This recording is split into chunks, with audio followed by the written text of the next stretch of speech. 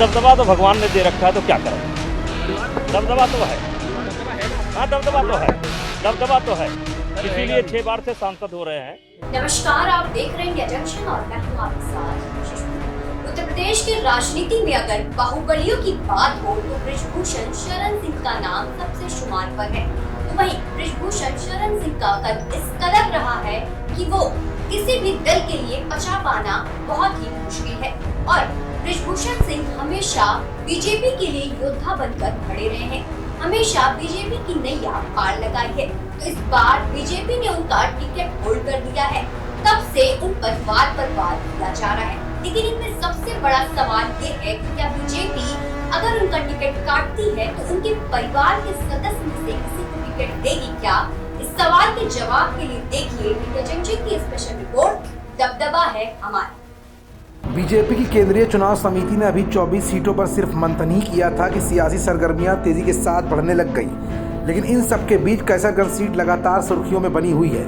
भले ही बृजभूषण शरण सिंह के नाम को लेकर चर्चा हो रही हो, लेकिन किसी और का उतर पाना यहां से मुश्किल ही लग रहा है। बीजेपी की पॉलिसी के मुताबिक सूत्रों से मिली जानकारी के लिए आज इंडिया जंक्शन आपको अपनी इस खबर में उन तथ्यों से भी रूबरू कराएगा जो आज भी चर्चा का विषय बना हुआ है। दरअसल बृजभूषण शरण सिंह लगातार एक के बाद एक बैठकें कर अपने क्षेत्र में दबदबा कायम रख रहे हैं। मानो उनकी तैयारी पूरी हो चुकी है और वो चुनाव लड़ने ही जा रहे हैं। फिलहाल बीजेपी ने अंदर खाने मन ये भी बना रखा है कि विवादों से घिरे रहे बृजभूषण शरण सिंह अगर चुनावी मैदान में नहीं उतारे जाते हैं तो उनकी पत्नी केतकी देवी सिंह या फिर उनके बेटे प्रतीक भूषण शरण सिंह पर भाजपा अपना दांव खेल सकती है।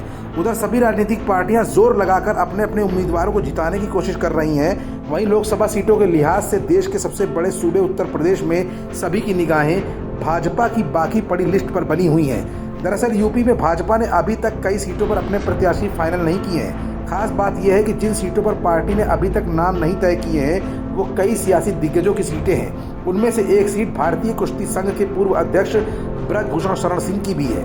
इस सीट पर सबकी निगाहें लगातार बनी हुई हैं। उत्तर प्रदेश में भारतीय जनता पार्टी ने फिलहाल 51 सीटों पर अपने उम्मीदवारों को उतार तो दिया है।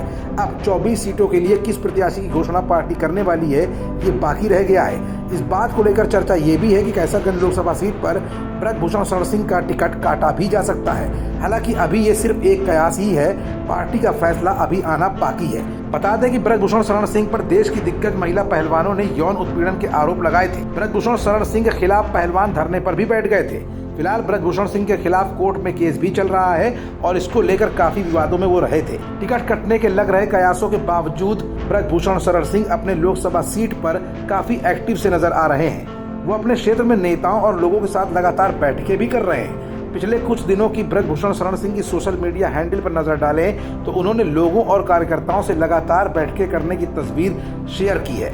दरअसल भाजपा के लिए बृजभूषण शरण सिंह या उनके परिवार के सदस्य इलेक्शन जीतने के लिए इस समय एक राजनीतिक मजबूरी भी बन गए हैं। बृजभूषण शरण सिंह का दबदबा आखिर यूं ही कायम नहीं रहा। बृजभूषण शरण सिंह के राजनीतिक सफर पर अगर रोशनी डालें तो सब कुछ आपके सामने आईने की तरह साफ भी हो जाएगा। दरअसल 1991 में पहली बार लोकसभा के लिए चुने गए 66 वर्षीय बृजभूषण या उनकी पत्नी लगभग तब से अब तक उत्तर प्रदेश से सांसद रहे। 1996 में बृजभूषण का टिकट काट दिया गया था। उन पर दाऊद इब्राहिम के सहयोगियों को कथित रूप से शरण देने के आरोप भी लगे थे। तब उनकी पत्नी केतकी देवी सिंह को गोंडा से भाजपा ने मैदान में उतारा और जीत हासिल की।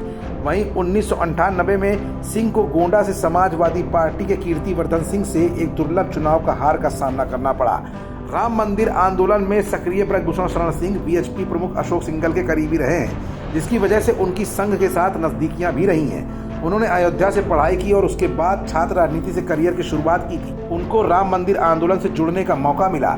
6 दिसंबर 1992 को बाबरी मस्जिद मामले में बृजभूषण समेत कई लोगों पर जन भावनाएं भड़काने के आरोप लगे और उन पर मुकदमे भी दर्ज हुए। तब तक बृजभूषण सिंह बीजेपी के सांसद के तौर पर चुनाव जीत कर आ चुके थे। मतलब साफ है कि भाजपा के पुराने योद्धाओं में बृजभूषण शरण सिंह का नाम शुमार होता है। ऐसे में अगर लोकसभा चुनाव 2024 में बृजभूषण शरण सिंह का टिकट काट भी दिया जाता है तो इसका फर्क बृजभूषण या उनके परिवार पर बिल्कुल भी नहीं पड़ेगा, क्योंकि अगर पारिवारिक सदस्यों की बात की जाए तो पत्नी केतकी सिंह और बेटे प्रतीक भूषण शरण सिंह बीजेपी की गोल्डन लिस्ट में शामिल हैं। ऐसे में देखना ये होगा कि बीजेपी बृजभूषण शरण के परिवार या खुद ब्रजभूषण में से किसको दूसरी लिस्ट में शामिल करती है। फिलहाल ब्रजभूषण शरण सिंह की सक्रियता यही दर्शा रही है कि चुनाव इस बार भी उन्हीं का है। खबरों से जुड़े रहने के लिए सब्सक्राइब करें हमारा चैनल इंडिया जंक्शन।